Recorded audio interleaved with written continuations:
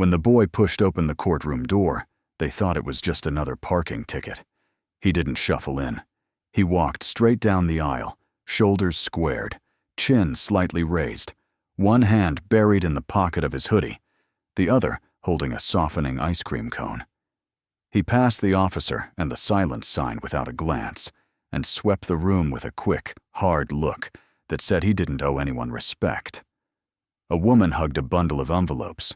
A man in a worn jacket held his wallet in both hands. They had come to talk about late meters and missed notices. "Next case," the clerk called. "Parking violation, Elmwood Avenue." He read the boy's name. The boy waited for that. Then he took a slow, deliberate lick of the ice cream, eyes still on the bench. A murmur moved through the room. Someone in the back muttered, "You've got to be kidding." He stepped up to the microphone and stopped close to it, one hand still in his pocket, the cone hanging loose from the other. "State your name for the record," the judge said. The boy gave it, quick and flat. While the judge opened the file, the boy rolled the cone between his fingers. A white drop slid off and hit the floor. He didn't look. Then the cone slipped. It fell with a soft, wet smack. The sound was small, but in the quiet room, it carried. A woman in the second row gasped. The man with the wallet lifted his hand to his mouth. From the back came a tired, "Oh, come on." The boy stayed still. He didn't bend. His empty hand hung at his side. His gaze stayed straight ahead, over the gray heads in front of him, as though the mess on the floor wasn't his problem. The room fell silent in a different way. People were no longer thinking about meters and fees. They waited for the judge. The judge looked up from the file. He didn't frown or touch the gavel. One eyebrow rose a fraction. "Young man," he said, letting his eyes move from the melting puddle back to the boy. "You just dropped more than ice cream." The judge closed the folder, opened it again, and read. The lines on his forehead deepened. For the first time, the boy's shoulders tightened. His hand clenched once, then relaxed. His eyes flicked down for a heartbeat to the white smear at his feet, and snapped forward again. As the judge nudged the file, a loose sheet slid free and landed near the edge of the bench, face up. Even from the first rows you could see a list, dates, and case numbers. It didn't look like a first mistake. In the front row, a woman in a dark coat leaned forward. "I know him," she whispered. The judge didn't look toward her. His gaze stayed on the boy. "Did you come here alone?" he asked. On the record, it was routine. In the room, it sounded like the start of a different kind of case. He shifted his weight as if the floor had tilted beneath him. The question landed harder than anyone expected. "Yeah," he muttered. "I'm here. Isn't that enough?" His voice tried for indifference, but something thin and brittle slipped through. He kept his arms folded now, elbows tight against his ribs, chin angled away from the bench. Anything to avoid meeting the judge's eyes. "It's just a ticket," he added, more sharply. "Can we move on?" The words struck the room like a small door slamming, not loud, but final. Yet the judge didn't rise to the challenge. He didn't need to. Instead, he opened the file again and read slowly, as though every line carried weight.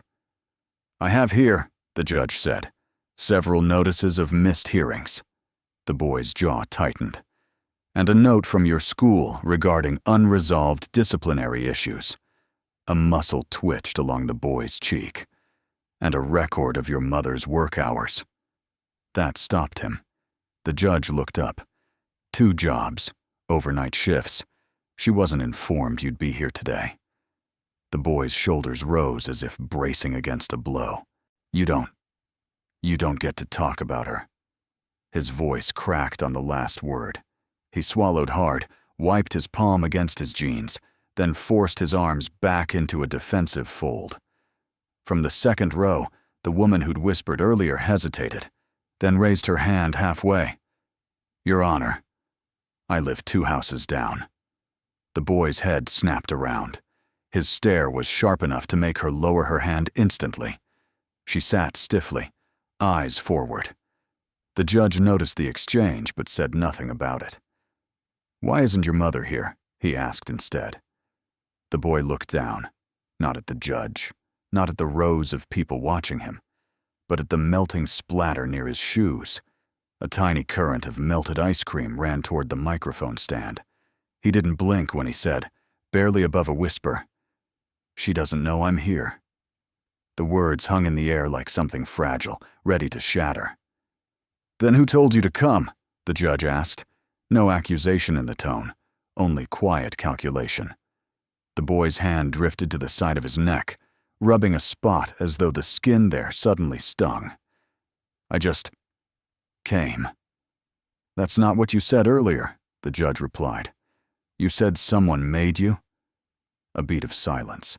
The boy's throat worked once. "I didn't mean it like that." But the hesitation, that fraction of a pause, shook the room more than a shouted confession. "Why bring the ice cream?" the judge asked, not unkindly. The boy shrugged, eyes locked on the nearest floor tile. "I wasn't planning on staying long." "Or you didn't want to come at all," the judge suggested. The boy didn't respond. He didn't need to. Every wrinkle in his posture confirmed it. The judge placed his hands on the bench. "Who insisted that you appear in this courtroom today, and then chose not to accompany you?" The question wasn't loud, but it felt like a spotlight turning directly on him. He stared at the puddle on the floor until the swirl of melted vanilla blurred. His breath hitched once, barely audible. His answer did not come. The courtroom waited. The judge, the clerk, the older folks clutching envelopes and citations. All of them sensing that the truth was standing right behind the boy, a shadow he refused to name. The judge leaned forward slightly, voice low and deliberate. "Young man, this detail matters." The boy's lips parted, but no sound followed. His fingers curled into fists, then uncurled again, searching for a place to hide. The silence grew deeper, heavier, almost uncomfortable. And that was where the judge left it, not with pressure, not with anger, but with patience that felt more challenging than any reprimand. "Take your time," the judge said quietly. "We'll get to the truth." The next question, the one he hadn't asked yet, hovered above the room, the question that would unravel everything in the part to come. The judge closed the file with a soft thud, the kind that didn't echo but settled deep into the room. When he spoke next, the mildness was gone. "You didn't come here by chance," he said, "and you didn't walk." His tone wasn't sharp. It was precise, like someone tightening a loose bolt. A ripple went through the courtroom. The boy blinked once, slow, as though trying to hold his face still. "I did walk," he insisted. The judge didn't react. He reached for a small remote on the bench. A monitor on the wall flickered to life. "Interesting," the judge said, "because our exterior camera captured you being dropped off." The screen showed the courthouse steps. A car rolled into frame, pausing long enough for a passenger to step out. The vehicle pulled away before the boy even closed the door behind him. The angle didn't reveal faces, only shapes, movements, body language. The boy's hand closed around the edge of the podium. That's not what it looks like," whispers stirred in the seats. "Whose car is that?" "Looks like an older model. Doesn't seem like a kid's ride." "It was just a friend," the boy said quickly. Too quickly. His voice thinned on the last syllable. "What friend?" the judge asked. "Doesn't matter." "For you, maybe," the judge replied. "But for the court, it matters quite a bit." The judge clicked the remote again. A still frame appeared. The same car, same day, same make and color, parked near the location of the parking violation. Two figures sat inside, one clearly younger, the other broader at the shoulders, posture tense, hands gripping the wheel. "This vehicle was also seen at the scene of the offense," the judge said. The boy froze. His breath caught. A stain of dread began creeping across his expression, slow but unmistakable. The woman from earlier rose halfway from her seat before nerves pushed her back down again. "Your Honor," she said shakily, "I think I've seen that man. Outside their house. He raises his voice. A lot." The boy spun toward her, panic flashing like a warning light. "Don't stop talking. Please." The plea wasn't angry this time. It was afraid. He sank into the nearest chair without waiting for permission, elbows on his knees, fingers laced so tight his knuckles whitened. His breaths came short, clipped, barely controlled. The judge waited for the room to quiet. "Son," he said, softer now, "look at me." It took the boy several seconds, but he lifted his head. "I'm asking you a direct question. Who drove that car?" The boy chewed the inside of his cheek.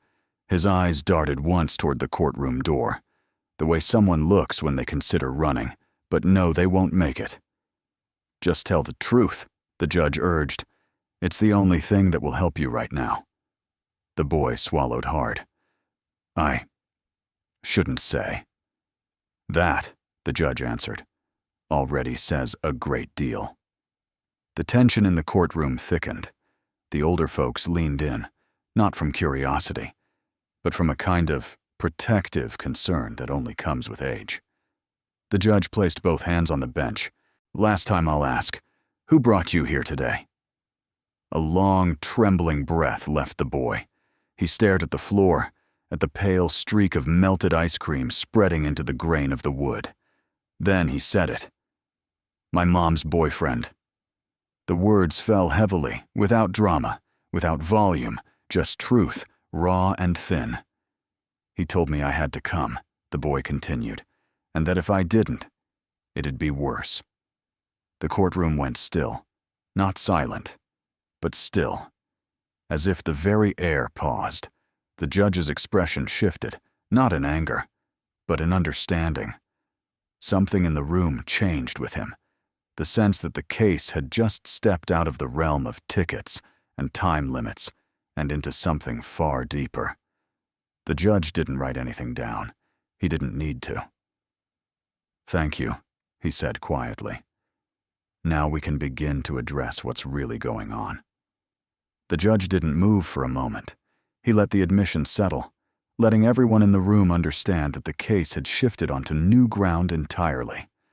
When he finally spoke, his voice carried a steadiness that felt more protective than stern.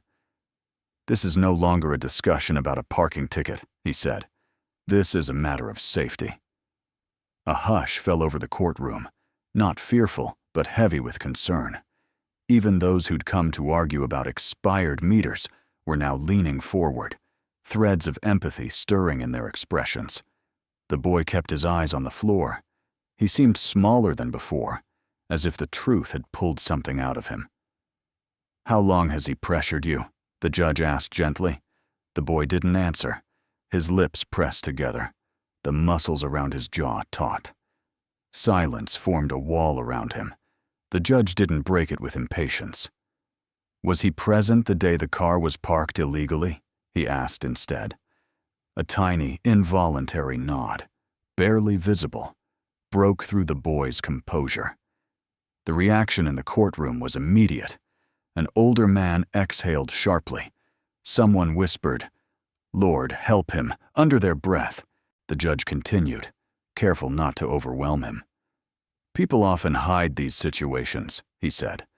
"They involve intimidation, control, fear, and sometimes a child ends up carrying the blame." It wasn't a lecture. It was a truth spoken from years of hearing stories that rarely made the news. The boy clenched his fists tighter. From the second row, the neighbor drew a breath, steadying herself. This time, she didn't wait for courage. She stood. "Your Honor," she said, voice trembling but resolute. "3 nights ago, he threw something at the boy. Keys, I think. I saw them bounce off the porch. I should have said something sooner." Her confession cracked the air. The boy's face flushed with a mix of humiliation and dread. "Please," he whispered. "Please don't." But the truth was out now, and it wouldn't go back. The judge pressed a button. A still image appeared on the courtroom monitor, the second camera angle from the street where the violation occurred. The footage paused on a frame showing the car idling. Two silhouettes, one clearly older. It wasn't a friend, the judge said. Not accusing, simply stating a fact that had become undeniable. The boy sagged slightly, defeated by reality he had tried to shield. The judge leaned back. "This is more serious than you realize, and you shouldn't be navigating it alone." He looked toward the clerk, then toward the door at the far end of the courtroom. "We're going to take a brief recess." It was unusual to call one in the middle of a minor case. The spectators exchanged uneasy looks. The judge rose from the bench.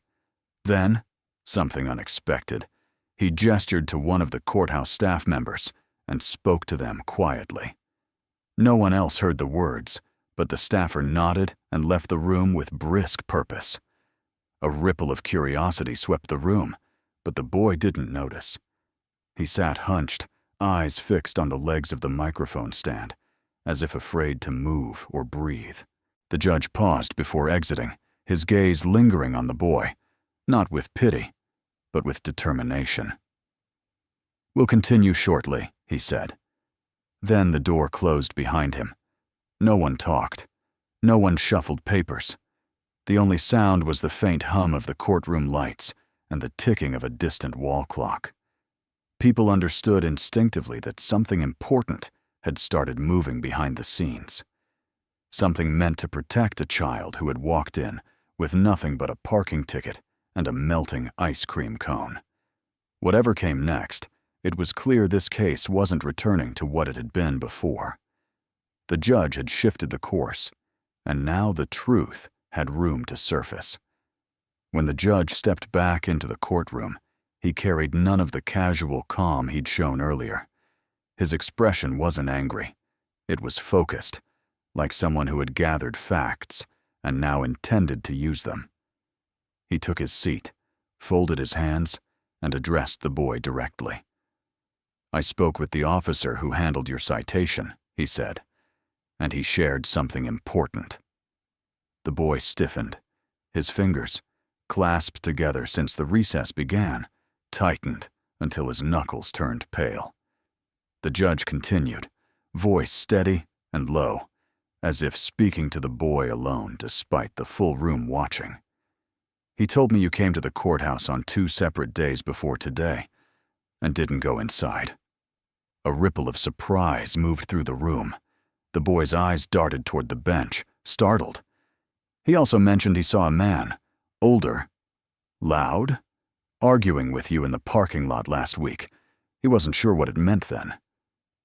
"Now he is." The boy's shoulders sagged, as though the truth had finally caught up to him. "And," the judge added, "there was concern you were being pressured to take responsibility for something that wasn't yours." That struck him harder than anything else. He drew a shaky breath and covered his mouth with his hand, as if trying to keep something inside. Words, maybe tears. The judge didn't push. He waited, and the waiting undid him. "He made me say it was me," the boy whispered. His voice was thin, almost apologetic. "I didn't park the car. He did. He said if I told anyone—" His voice vanished. He shook his head, unable to finish. The room went quiet in a way that felt protective, not judgmental. People leaned in slightly, but no one made a sound. "Forcing a child to cover for a grown man's mistake," the judge said softly, "isn't just irresponsible. It's wrong. Deeply wrong." The boy wiped the back of his sleeve across his eyes. He wasn't trying to hide it anymore. "I wasn't trying to make trouble," he said. "I just didn't want to go home with him angry." The judge nodded, not in agreement, but in recognition of the fear beneath those words. "Listen to me," he said. "You're not the one at fault here. You've been carrying something heavy that no young person should carry." He paused. Then, more gently, "Today is not about punishing you. It's about giving you a chance to step out from under someone else's shadow." The judge closed the folder with finality. "The citation is dismissed," he declared. But before the boy could react, the judge added, "But there is something I want you to do." The boy looked up, confused. "You dropped something earlier," the judge said, glancing toward the soft, faded smear on the floor. "And sometimes, picking up what we've dropped, even when it seems small, teaches us that we can take responsibility for the things that are ours." No lecture, no moralizing, just a quiet request. For the first time since he entered the courtroom, the boy stood without any defiance. He walked to the puddle of white streaks, crouched, and used a paper towel the clerk handed him. He cleaned slowly, carefully, not because he was forced to, but because the moment mattered. When he finished, he returned to the microphone. The judge nodded once. "Good." The mood shifted. Something in the boy's posture softened. An unspoken relief. A moment of dignity where, earlier, there had been only fear and bravado. "There's one more thing," the judge said. "A social worker will speak with you after this hearing. Not to punish you, to help. To make sure you're safe going forward." The boy didn't flinch at that. He nodded, small but sincere. And then, unexpectedly, he whispered, "Thank you." The word wasn't dramatic. It wasn't rehearsed. It was the kind of thank you that comes from someone who hasn't said it in a long time. Someone who finally sees a way forward. The judge inclined his head slightly, accepting it with the same quiet dignity he'd shown throughout the hearing. The courtroom breathed again. But the story wasn't finished. Not yet. For a moment, nothing moved. The boy stood beside the microphone, the last trace of melted ice cream gone from the floor, the courtroom settling into a hush that wasn't awkward. It was reflective, almost reverent. People who had come expecting routine matters now sat with hands folded, eyes softened, each of them sensing that something meaningful had unfolded before them. The boy took a hesitant step backward, as if preparing to leave. Then he paused. A single thought seemed to catch him mid-movement, like a hand gently stopping him by the shoulder. He turned back toward the bench. "Your Honor." His voice was tentative, carrying a question he wasn't sure he was allowed to ask. What happens if he finds out what I said?" The way he framed it, not. "If he gets in trouble, not. If the court calls him, but if he finds out I talked." It pierced the room. Older faces tightened with understanding. They had lived long enough to know the difference between ordinary fear and the fear of someone unpredictable at home. The judge didn't answer right away. He leaned forward, elbows on the bench, and looked at the boy with an expression that wasn't pity, wasn't authority. It was something more deliberate, more personal. "Sometimes," the judge said quietly, "to grow up, you have to stand up to someone who should have been the adult long before you ever had to be." The boy blinked, absorbing the weight of it. "But hear me clearly," the judge added, voice firming. "You're not standing alone. Not now. Not after today." The boy exhaled, a shaky breath, but the kind that carries a hint of relief. The judge gestured to an officer near the wall, speaking to him in a voice too low for the courtroom to hear. The officer nodded once and stepped out through the side door. No theatrics, no explanations, just quiet coordination, the sort that reassures without revealing details. People exchanged glances. They didn't know the plan, but they recognized the intention. The neighbor, the woman who had tried twice to speak up, leaned slightly into the aisle. Not intrusively, just enough for her voice to reach him. "You did the right thing, sweetheart," she whispered. "Hard things are still the right things." He turned toward her with a small, startled look, as if unused to kindness directed at him. A cautious smile flickered. Faint, but there. He finally started walking toward the exit, shoulders no longer rigid, steps no longer swaggering or defensive. Just a boy walking out of a courtroom a little differently than he'd walked in. Halfway down the aisle, his phone buzzed, a sharp, vibrating sound against the silence. He froze, pulled it out, looked at the screen, and the color drained out of his face. He didn't show the message to anyone. He didn't say a word. But the way he inhaled, too fast, too shallow, told the entire room it wasn't a harmless notification. Then, in an unexpected motion, he turned around and looked back toward the bench, not running, not panicking, just returning, step by step, as though some instinct told him that whatever waited outside was worse than whatever difficult truth remained inside. The judge watched him approach again, his expression tightening with concern. The room held its breath.